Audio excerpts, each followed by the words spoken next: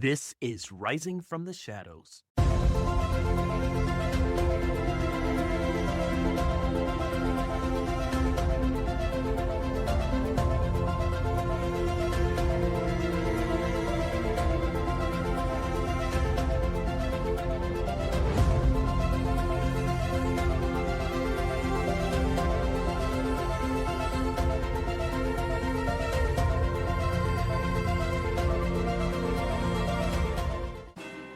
What would your life look like if you stopped second-guessing yourself, stopped playing small, and finally broke free from the cycles that have kept you stuck?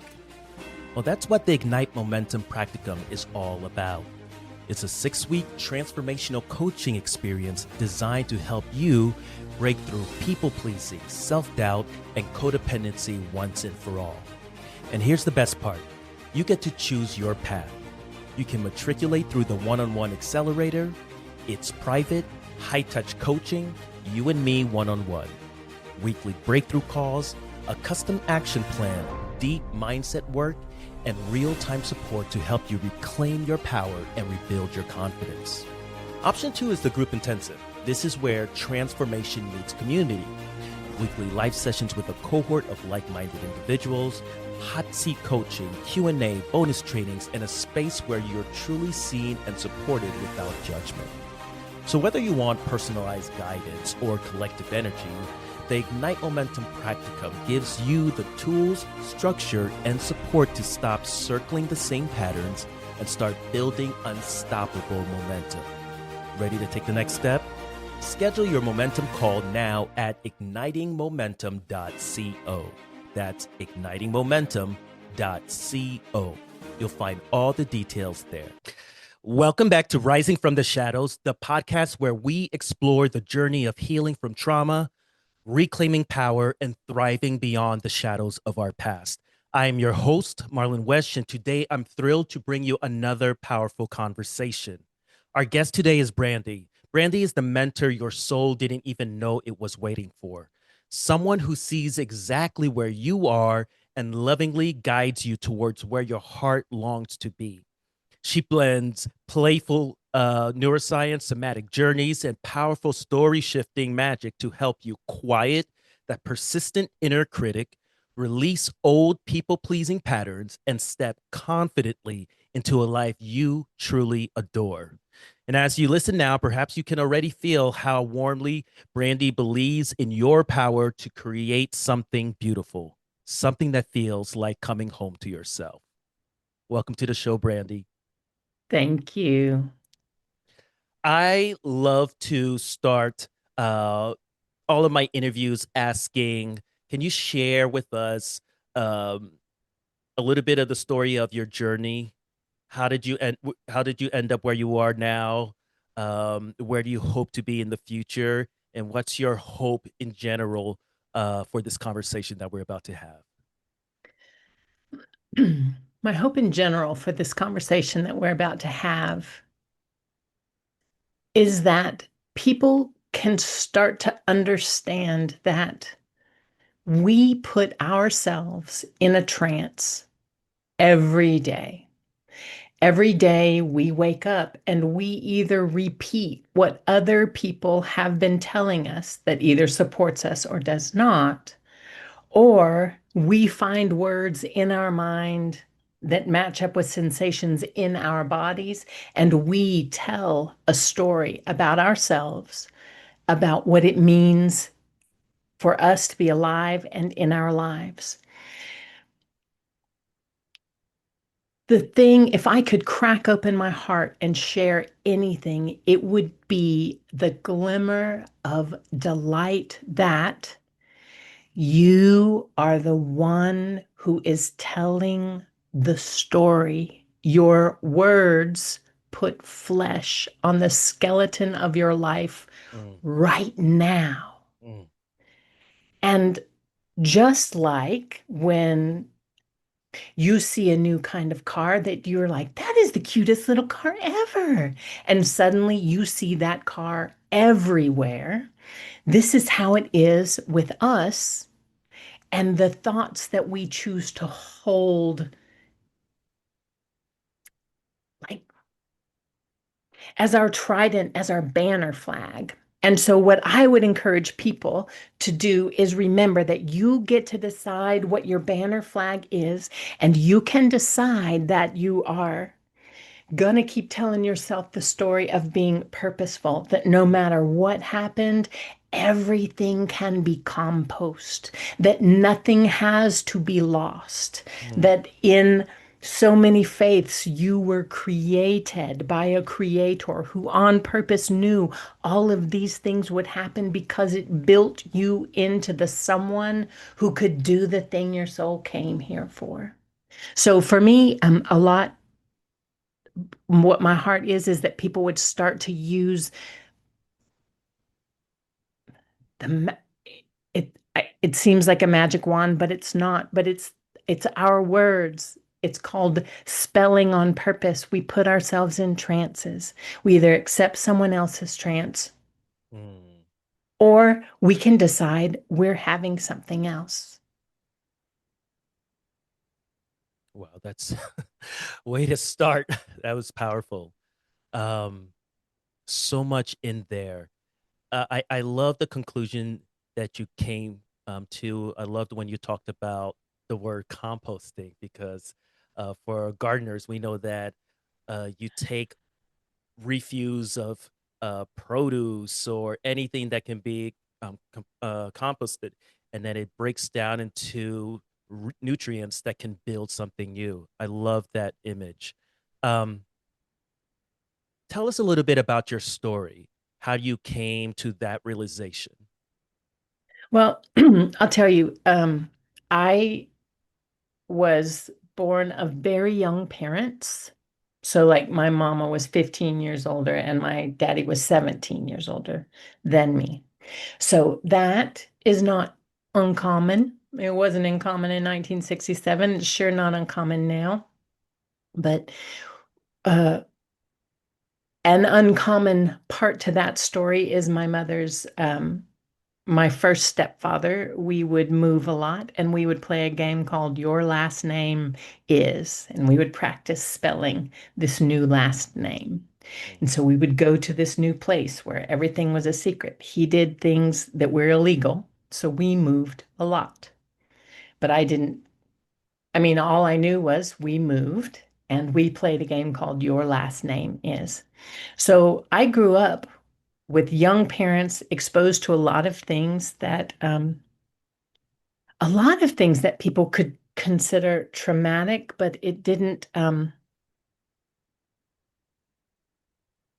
What I see now is that it helped me to see that there's more than one way to see something.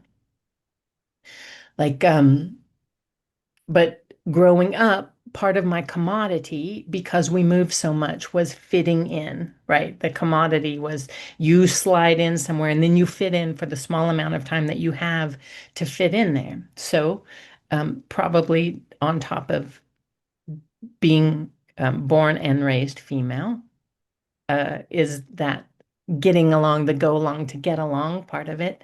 And so I became, like a lot of folks, really good at being a chameleon, to slide in somewhere and be who it is I needed to be so I could be a part of this. I was also an only child, so I didn't have other, like, there was nobody who had to hang out with me. It was just, it was just me.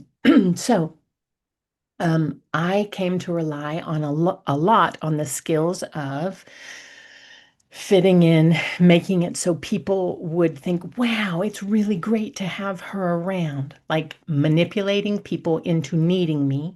And when I say manipulation, I don't mean like nefarious. mm-hmm. I mean, manipulating like a chiropractor manipulates you, shifting things into a structure so that it goes easily, and it went easily for me. It was easy for me to slide in, and perhaps I didn't trust that people would want me around. So I learned how to make them think they needed me around. So now all of this too is these are all characteristics that are highly prized by folks um, who would like for you to serve them in a bigger capacity than you might if you had, if you were sturdy in yourself. So I was a people pleaser. I entered relationships and stayed for far too long because, I mean, there was something in me that made it, they needed to, they needed to be able to just outright tell me, I don't want you around or for you to be around. Like I just stayed in relationships for far longer than it was reasonable for me to stay into relationships because I didn't have a very solid sense of me. There was a thing in my head about my parents being young that I had to make myself convenient or necessary, that nobody would have chosen me. I just happened to happen, and then it's a mistake. And so now I need to make up and hustle for all this stuff. So, and I don't, that's, we are taught how to do that, and we are taught how to fawn. But when I started to, when my body started to change, but my hormones changed before my physicality changed. So when I went through the mindset shift of menopause, I was so awful to myself. All of those nasty little things that I had said to myself as a people pleaser to keep myself in line, I just turned them on 11. There came a point where I secluded myself from friends and family for about 3 years because I couldn't understand what was happening with me. I would go to a function and I would come home, and then in my head would just be this, you were awful and you said horrible things and they're angry with you. Like it just was. So all I knew to do was to protect other people and myself, remove myself from them. At some point in one of these nights where I would just cry because I couldn't imagine, when did I turn into this awful person? And I must have always been this awful person, right? Because a person doesn't just change like this. Somewhere there was this picture of the old Frankenstein movies, you know, the black and white Frankenstein movies, and you have the townspeople rah, with their pitchforks, and you have the Frankenstein monster, and everybody's afraid, but nobody has a common language to tell each other what's happening. So somehow that showed up in my head, and I started to realize, because I would wake up with the sensation I would call panic in my body, and my brain would reach out to grab whatever story made that sensation make sense. Of course, you would wake up with panic. You were really awful to that person. And by the way, you've been awful forever. Remember that time in second grade? Right, because that's just what a good brain does. A healthy human brain does that. It wants you to not think you're out of your mind. So it finds reasons why this sensation that you call a feeling in your body makes sense. Mm. So that's when I started to learn to tickle them apart, the story from the sensation. And I got to start to understand that I could tolerate this sensation in my body when it wasn't tangled up with this story of doom and my being awful. And I believe that for a lot of folks, for a lot of us, we don't do what we desire in this world because we are afraid that we cannot tolerate the sensation of fear in our bodies, but we're so afraid all day long anyway. Mm. But we don't use this and turn it towards the thing we actually desire to create. Yeah, that resonated a lot. I um I have a signature keynote that I give around to, organizations, seminars, and things like that. In it, I talk about a belief of mine that there comes a time when the call to live your life the way it was meant to be gets louder than all of that you're talking about, louder than the exterior noise, louder than that internal noise that keeps you small, that keeps you under control of someone or something to feel safe. It gets so loud that it's not even you want to make a change, you have to make a change. Was there a moment like you that got so loud that you're like, I can't live like this anymore. It was that noticing where I was telling my out of all of the stories that I could tell myself about anything, the part where I dug through this, I don't know, like, when you go to the beach and then you bring home this big basket of shells, like I Hmm. was digging around in this basket of shells for only broken ones. Like, out of all the thoughts that ever were in the world, why would only the ones about my being broken or something being wrong with me or not, my needing to hustle to be needed because no one was gonna, I couldn't count on anyone wanting me, was Hmm. curious that I noticed these, these were my defaults where I would grab. And I realized that the place that I did it the most, where I hurt my own feelings the most, was in my relationship with my beloved.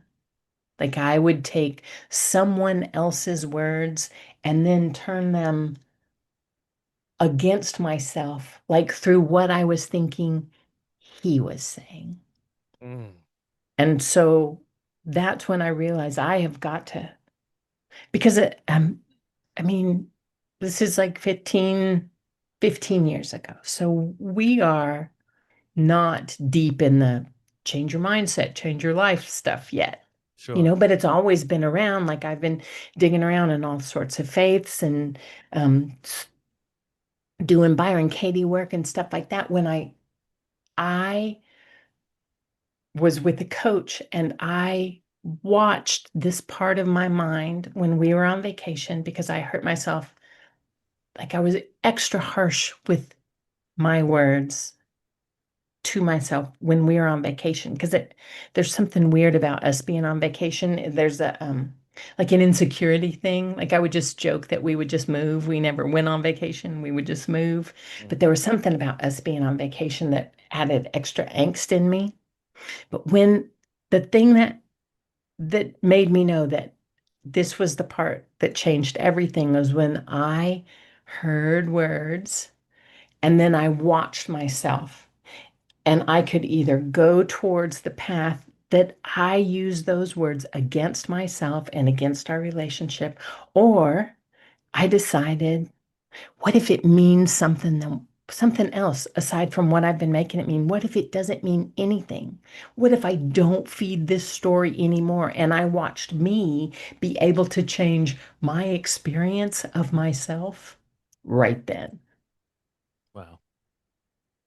And so I thought, like, I'm in my 40s, and I would have told you, the people pleasing and the chameleoning was how I was, and I couldn't be different. And then it started to fall into place when I was learning. It's a new language. It's a new language out of my mouth. It's a new language in my head. Hmm. It's a new relationship between this language and these sensations in my body. Hmm. I grew up in the period of time where we didn't have seat belts for the longest time. And then secondly, it wasn't the law for the longest time, right? So I come from the people who stop the car like this. They would just Yeah. slam their hand across because the babies that sat in the front seat didn't have a thing. So Oh, you get used to that. So yeah. what I got to start to realize was all that came at us that was handed to us, handed to us from our family, from the mama who taught us to do that, from the society that we were in general, to look at the stories that we tell each other. Like there's some amazing stories that we tell each other that build each other up, and there are some amazing stories that you don't nobody needs to hold people down who keep telling each other the story that they are victims and they are held down people. You know what I mean? When I come from people who all we pass down the story that we can't and we aren't those kind of people, right? Nobody has to hold us back because we are If like, this podcast speaks to you, if you're on the path of healing, reclaiming your voice, or just trying to piece together who you really are after surviving the unthinkable, I want to invite you into a space where you don't have to do it alone. Join our Facebook group created for survivors, cycle breakers, and people rebuilding themselves from the inside out. In there, we go deeper. Weekly prompts, live streams, raw conversations, and a whole lot of people who just get it. No pretending, no pressure, just truth, growth, and community. Search Rising from the Shadows, The Path to Reclaiming You on Facebook, or hit the link in the show notes to join the community. we are sharing, and what we think it is that we are encouraging each other, but sometimes all we're doing is doing the crabs in a bucket thing, making it so. I have a friend whose family is a hard-working, blue-collar, people who come home and need to take off their boots and their clothes outside because they're folks who dig and are, doing services like that. So the hardest thing for my friend was they that's not what they desired out of their heart. What they wanted to do was build the software and they had these huge ideas, but their family, they couldn't talk like that around their family because their family doesn't trust people with money, doesn't they don't trust people who don't get dirty for work. And Mm-hmm. like they share this stuff around the table that maybe fortifies them and that they feel good about the work that they do, that they support people in amazing ways. But what my friend got the impression was they couldn't, if they searched for anything different than that, it was because they were better than their family would think. And so they didn't progress, right? So in this family, so when I asked, so what are you going to do, babe? Like, well, I mean, I'll do this for a while, but are you going to wait until your family's dead until you do the thing you know you mean to do? Well, they wouldn't like it, and it's family tradition. Like, so we have all this, and honoring your family is beautiful. And sometimes the thing that would honor them the most is to do something different. Yeah. You said something earlier. You said two things. You talked about codependency and you used the word fawning. Um, Yes. all of that really resonates with me. And I forget who I was talking to the other day. Um, and I refer to myself as a recovering codependent. And what I was explaining to the individual was that narcissistic traits and codependency are opposite sides of the same coin. They are both manipulations. On one end, it's a destructive manipulation to, siphon resources and, emotional, spiritual, financial resources. And on the other hand, is to control how you're attached to people by becoming palatable. And the way to do that, we often do that, is fawning. Can you talk a little bit about fawning and how that shows up in people that have codependent traits? Well, I can tell you how it shows up in me. Because, it shows up in a lot of different ways in other folks. And a way that I like to say that I have retired from being codependent, but often it seems that I'd like to consult. It seems as sometimes I want to slide back into consulting just a little. But ways that I've noticed that it happens with me is when I fawning. And actually what maybe right now where I'm at in that, how when you're learning to shift a habit, usually you go from one side of the pendulum to the To other. the We other, yeah, rarely we rarely swing from the to the end middle. right to the middle, right? So a lot of for me, I notice the pull in my body.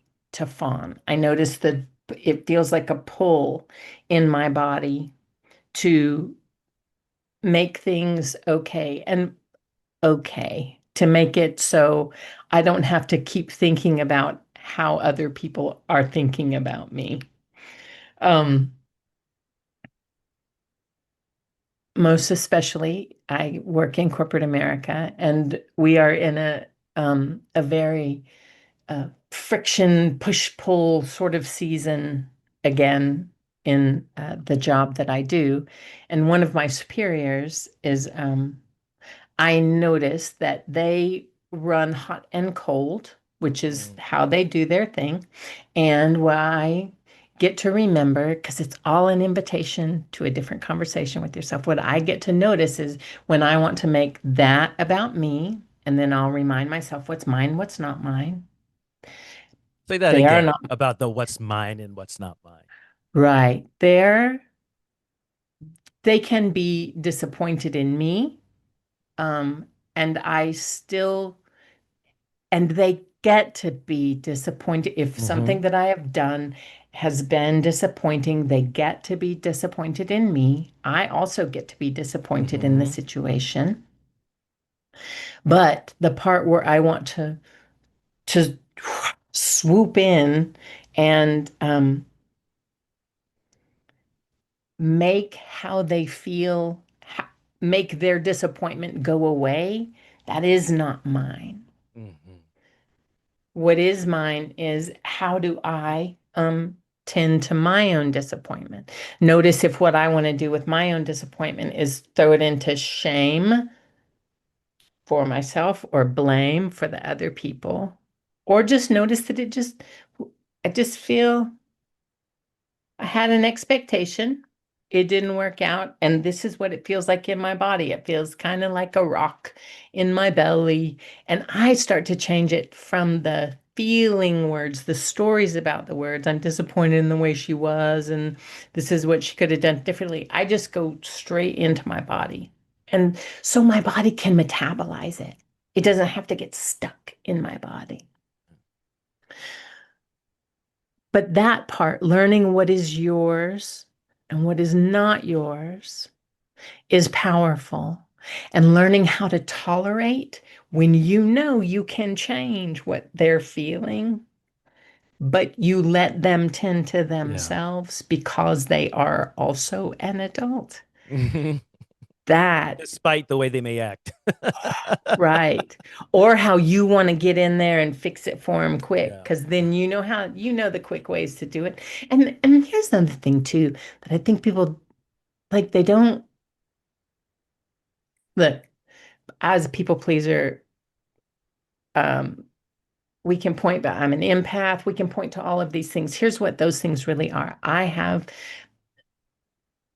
have enhanced ability to put out emotional vampire things and suck on your energy because you know I'm not doing it to try and feel more joy from you, right? We do this thing when we call ourselves empaths and those things. What we're tending to do is suck the do Mm. not like out of other people when we could just as easily be in tune with their joy, but that's not Yeah.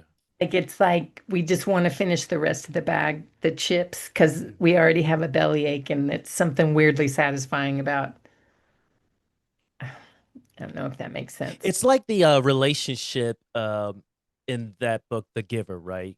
He had all these memories, and the baby that he was taking away from the commune, he would pass on the happy memories and take on the memories that hurt.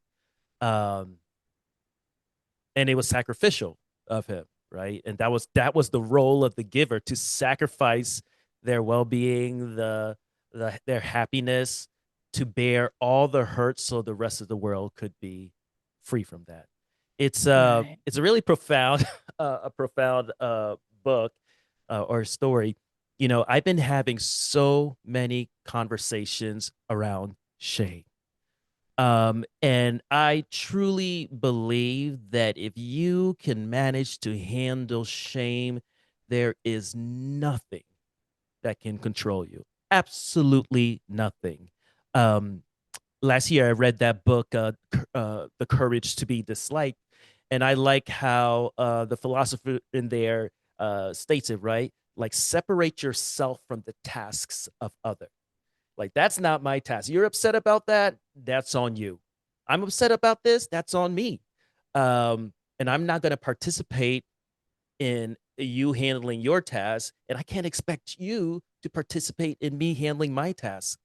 And the way that I got to that point, and I'd love to hear your thoughts on this, was when I accepted that I had a right to anger, that people didn't just have a right to be angry with me or be disappointed with me, and I just had to take it. Like I also, as a human being, traveling this plane, experiencing things as a human, also has feelings, also has joys, also has fears, also has tears, and I get to experience all of them. um and once I realized that, I was able to and it's funny, it's like I would never get, actually it helped with anger, because I wouldn't blow up anymore, because I didn't have that resentment tucked in my body. And it's so amazing to kind of step out of your body and observe the changes that you've made. The other day, I was interviewing a consulting firm, and the consultant that did the intake gave me the lowdown, what the capabilities were, etc. um, and told me that she thought the senior partner would be the one to handle this. And I was like, great, sounds good. And then when I got the email from the admin, they emailed me and said, so and so is going to be handling this case. And it was like a junior person. I'm sure they were smart as a whip and like no issues at all. Went to a great school. They have great achievements, but they were new to the firm as of 2022. And in my mind, I was like, well, at first, oh, they know what they're doing. I should just like trust that they put the or the right person, right fit on the team for me.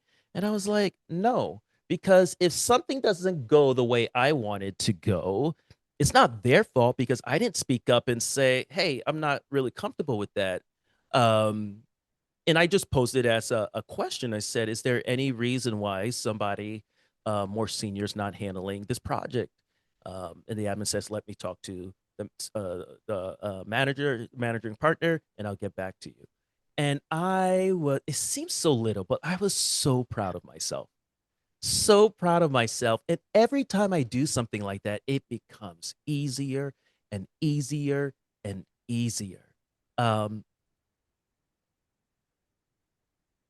what are some moments where you've observed yourself in situations that prior to uh, your um, um, your healing journey would have wrecked you, but now with what you know and what you feel in your body, you're like, wow, I can't believe I was able to do that.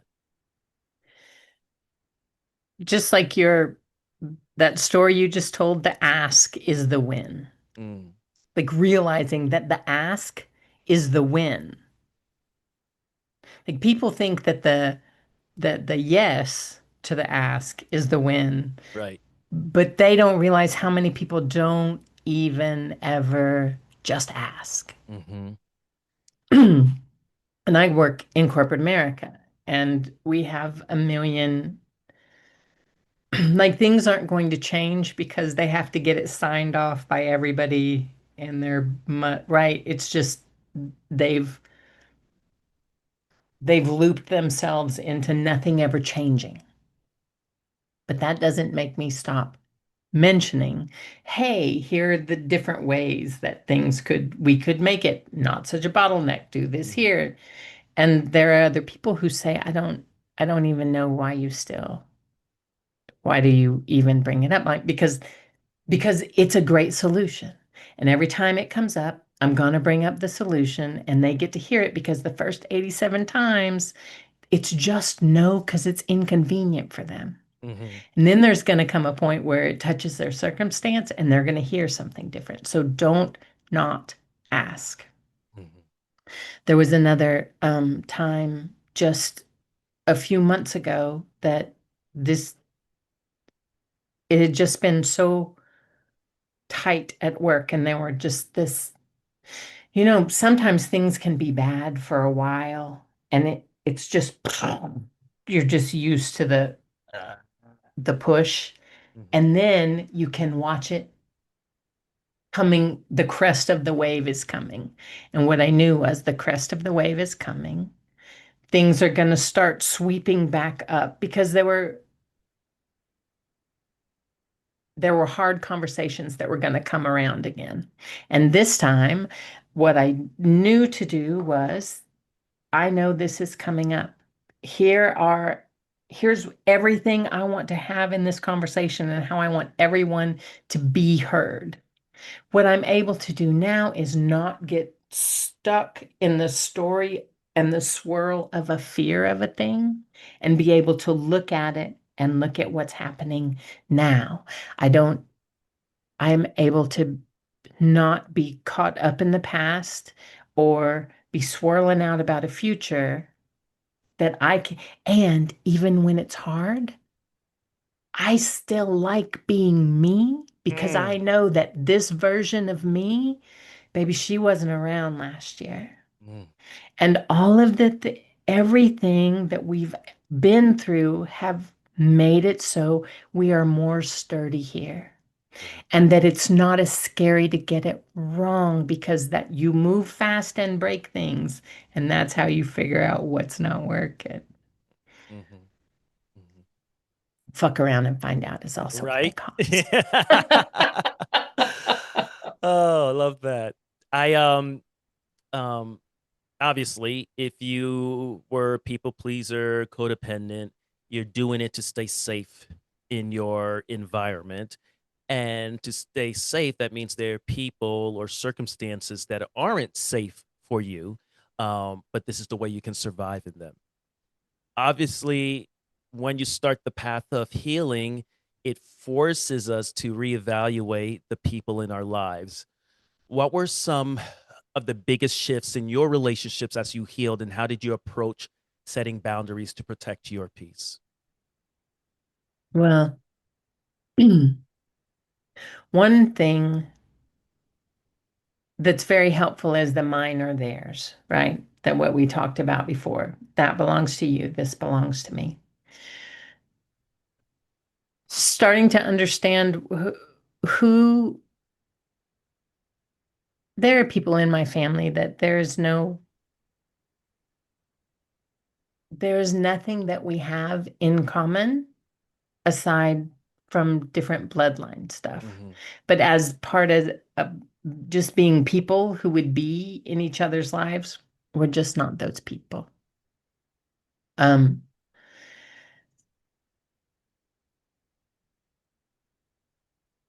there have been relationships that I realized if I'm not hustling to keep them nurtured, they just don't happen. And the beautiful part about noticing that is you get to decide if you decide you want to keep investing, but then notice where you're disappointed at you're not getting the change. And then you get to decide, well, is this what I want to keep investing in? Because usually that relationship comes with a story about you being a good daughter, mother, auntie, right? Loyal. And Right. That you need that story. You like the story of yourself when you tell it about them. But here's what I think people don't realize. You get to tell yourself a story that you are worthy and purposeful because you're here and breathing. I used to, and even now I notice the crunch. I get a little spun out about the world, feeling like I can't control it. And then I'm like, no more plastic in our house. And so now I'll go get a bunch of glass jars and get rid of all the plastic and stuff. So I'll do this thing where I seem to have this weird purge thing. And now I'm like, no more paper products. And now we only have foldable things. So, um, but I have been driving down the road and I'll notice that my eyes are scanning like I'm looking for somebody who needs help. And I will say out loud to myself, baby, you don't need to find somebody who needs help to tell yourself the story that you're good and you're kind and you're loving. So let's just stop that right now. But here's the thing. When I'm afraid of the way it feels inside me when I say that I am a people pleaser or that I'm an empath, like if I can't tolerate, If you're listening to this and you've got a story to tell, whether it's your personal story of healing and reclaiming your voice or rising from rock bottom, or you're a professional with powerful insight into trauma, identity, resilience, or transformation, then I want to hear from you. Rising from the Shadows is more than just a podcast. It's a space where truth is honored, power is reclaimed, and stories heal. If you have something to share that could empower others to stop shrinking and start rising, I'd love for you to apply to be a guest on the show. Just head to tellmystory.risingfromtheshadows.com to submit your application. Let's rise together, one voice, one breakthrough, one story at a time. just noticing what does it feel like to be that in my body without the story? What does the sensation feel like in your body? You can start to make more room in your spirit so that there's more room between the thing that happens and the way you wish you would or would not respond. When you can start to notice, oh, this is that part where my stomach clenches up, and what I want to do is rush in and fix things so nobody has to feel bad. I don't have to feel weird that y'all aren't feeling great. Learning how to not tolerate. Because tolerate still is kind of like, that's fine. It's fine that you're here until you go. And that's not what I mean, because sometimes these sensations, like I'll wake up in the mornings with these sensations that I used to call terror. But now, here's what I know. In the night, my body is trying to work stuff out. And Yeah. so I've got hormones. And this is probably a huge bunch of cortisol, cruising through. So I wake up and then I notice, oh, my hands are my hands are sweaty and my heart's beating hard and I can hear far away. So um I think I got lost. That's okay.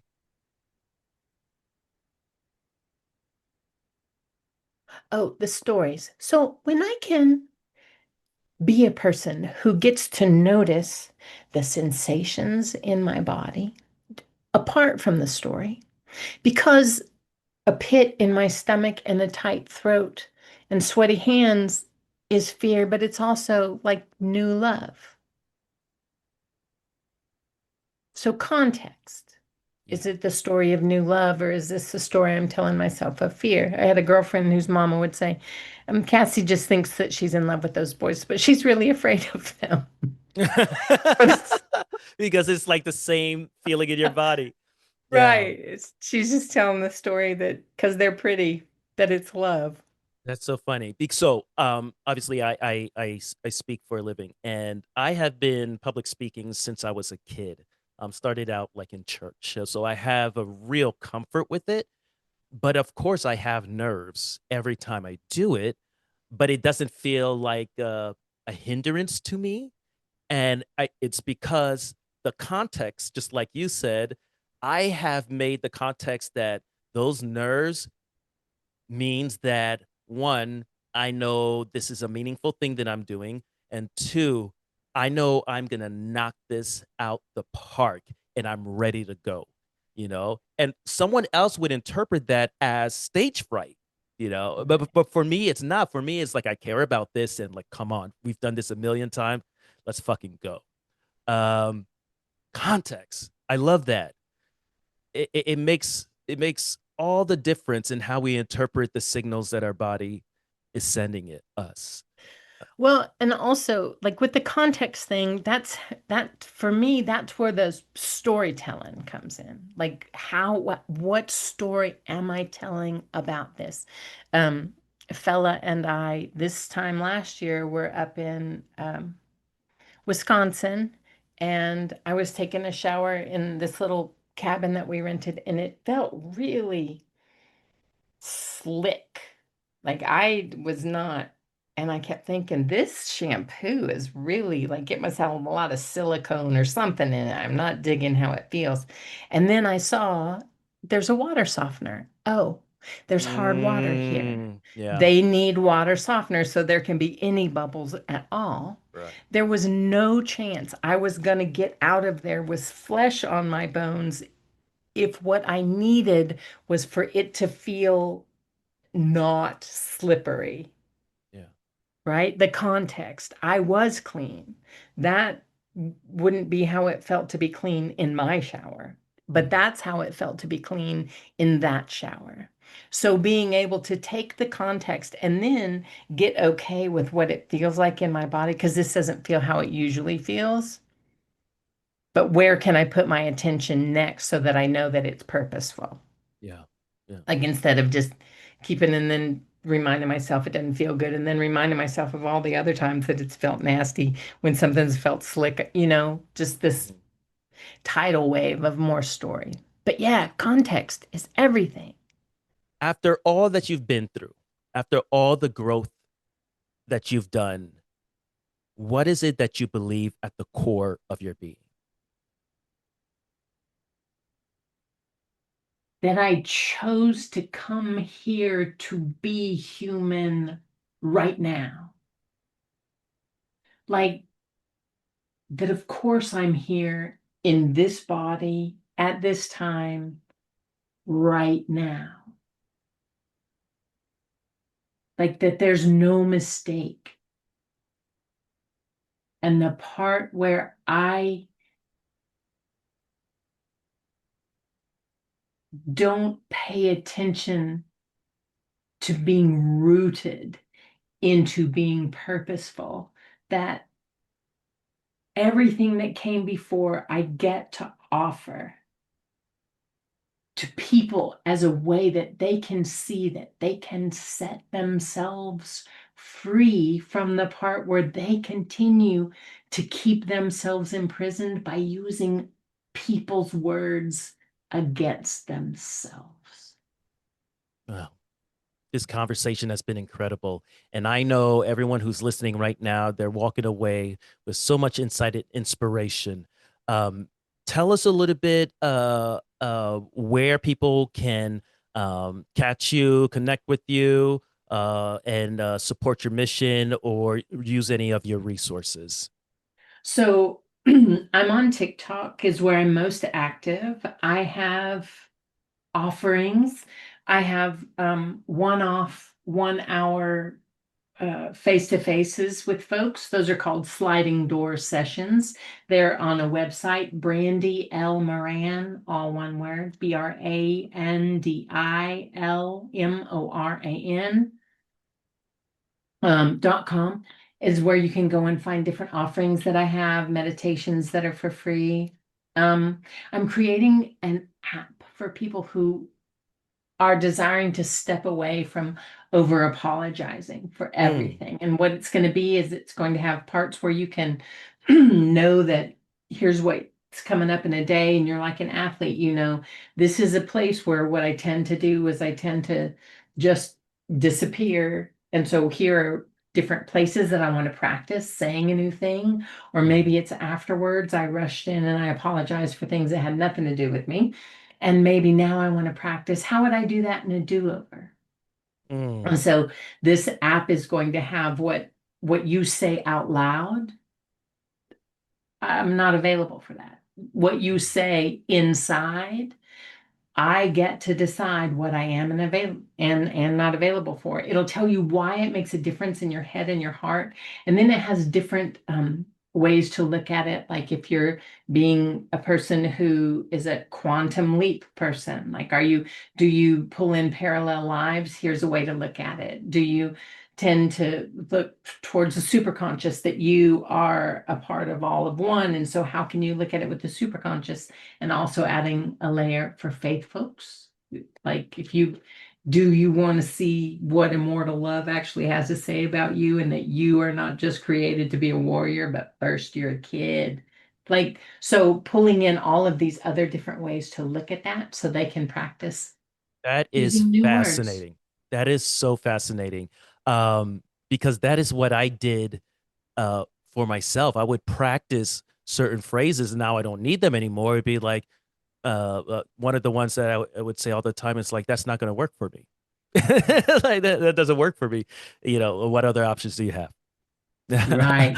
That helped me with customer Right. service. And But it that's just is fascinating. so, it's powerful to be able to just say words, end it in a period, and then let the other person do, like, not need to go into the over explaining and all. It's such a, Mhm.